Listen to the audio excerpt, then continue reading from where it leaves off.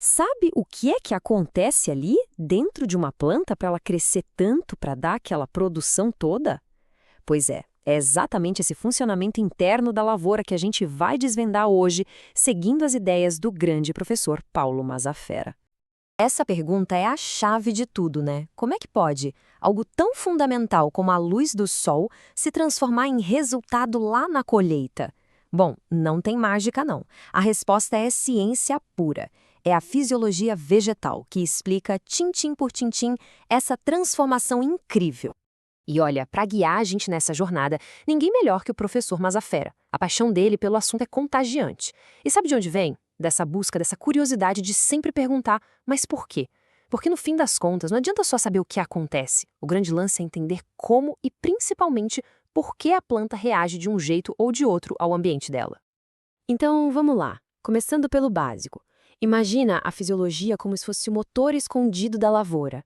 Sabe, é tipo o sistema operacional. Aquele que está ali, rodando quietinho em segundo plano, mas que está gerenciando tudo. Todos os processos que no final viram grãos, viram frutos, que viram produtividade. Todo mundo aprende na escola, né? Planta faz fotossíntese. Parece simples, mas, gente, a realidade é muito, mas muito mais impressionante. Não é um botãozinho de liga e desliga, sabe? De jeito nenhum. É um processo super dinâmico, que está ligado a absolutamente tudo o que a planta faz. Ela reage a cada sombra, a cada nuvem que passa, e isso em milissegundos. É, de verdade, o coração pulsando do sistema todo. Beleza, agora que a gente já entendeu isso, vamos para um ponto que é fundamental para sacar de vez a produtividade: o tal do balanço de carbono. É bem aqui que a ciência e o resultado lá no campo, se encontram. Aí, claro, surge uma ideia que parece fazer todo o sentido do mundo. Poxa, se uma folha está ali, trabalhando a mil, fazendo um monte de fotossíntese, então a planta inteira vai ser super produtiva, certo? Parece lógico, né? Pois é, mas essa é uma das maiores armadilhas que existem. A resposta sem rodeios é não. E o porquê é simples. Olhar só para a fotossíntese é a mesma coisa que olhar só para o faturamento de uma empresa e esquecer de todos os custos. A gente precisa lembrar de outros dois processos que são vitais: a respiração e, talvez o mais importante, para onde a planta decide mandar essa energia toda que ela produziu. Vamos pensar assim, a fotossíntese bruta é tipo o salário bruto, sabe? O valor total de carbono que a planta conseguiu gerar. Só que, como todo mundo, ela tem conta para pagar. A respiração é o custo de vida dela, a energia para se manter funcionando. O que sobra depois de pagar as contas, isso é a fotossíntese líquida, é o lucro. E é com esse lucro que ela vai de fato construir aquilo que interessa para a gente na colheita. Isso leva a gente direto para o orçamento da planta. A renda dela vem da luz do sol, as despesas fixas, respiração, manutenção. E o que sobra é o capital para investir. E aí que está o pulo do gato. Uma planta que produz muito é, no fundo, uma investidora espetacular. Ela pega esse carbono que sobrou e investe direto onde importa, nos grãos. Legal.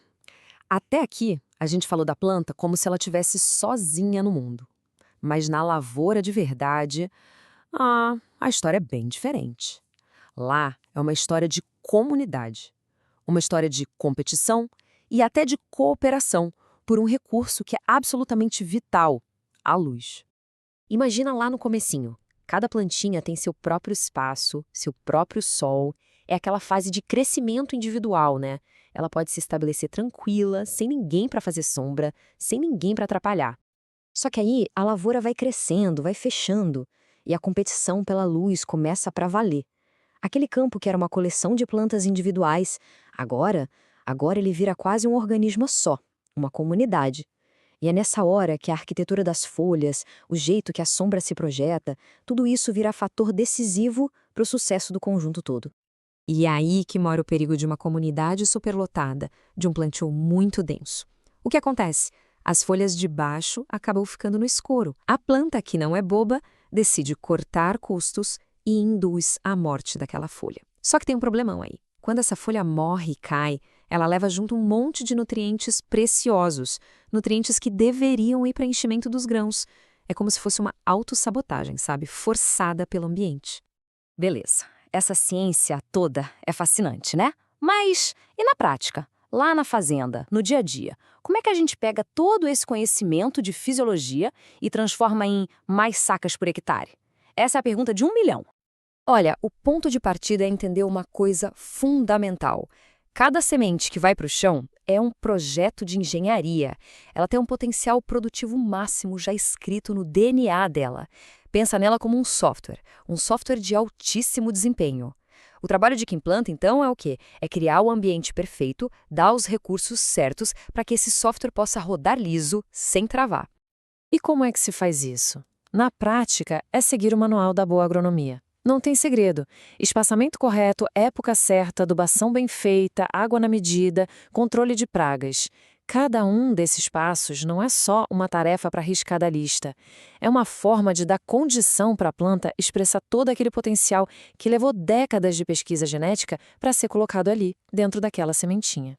Mas aí alguém pode pensar, pô, mas hoje tem tanta tecnologia, tem drone, tem sensor para tudo. O que é realmente essencial no meio disso tudo? A resposta do professor Mazafera é simples, mas é poderosa. Nada, absolutamente nada, substitui o olhar de quem está no campo. A tecnologia, é claro, ajuda demais, mas aquela sensibilidade de acompanhar a lavoura todo dia, de entender o que a planta está dizendo, isso continua sendo insubstituível. E para o futuro? O que a gente pode esperar? Bom, a fisiologia não para nunca. Pelo contrário, ela está na linha de frente, encarando os maiores desafios e liderando as pesquisas mais empolgantes da agricultura de hoje. O grande desafio, o fantasma que paira sobre tudo isso, é a instabilidade do clima. A gente está vendo ondas de calor cada vez mais fortes, períodos de seca mais longos. A grande missão da fisiologia hoje é justamente essa: desenvolver plantas que não só sobrevivam a isso tudo, mas que consigam prosperar nessas condições que são cada vez mais difíceis. E as fronteiras da pesquisa são sensacionais. A gente está finalmente começando a desvendar de verdade o universo que existe debaixo da terra, o sistema de raízes. Estamos aprendendo a conversar com as plantas, usando cores de luz específicas para dizer para onde elas devem crescer. E tem uma corrida importantíssima acontecendo, a corrida por ciclos mais curtos. Ou seja, plantas que fecham o ciclo mais rápido para conseguir escapar daquelas janelas de tempo com o clima mais perigoso. E tudo isso deixa a gente com uma pergunta, né? Uma pergunta para o futuro. A cada nova safra, a ciência e a prática lá no campo vão destravando um pouquinho mais desse potencial genético. Mas a questão que fica é: quanto potencial ainda está ali, guardado, adormecido dentro de uma única semente, só esperando a gente descobrir como despertar?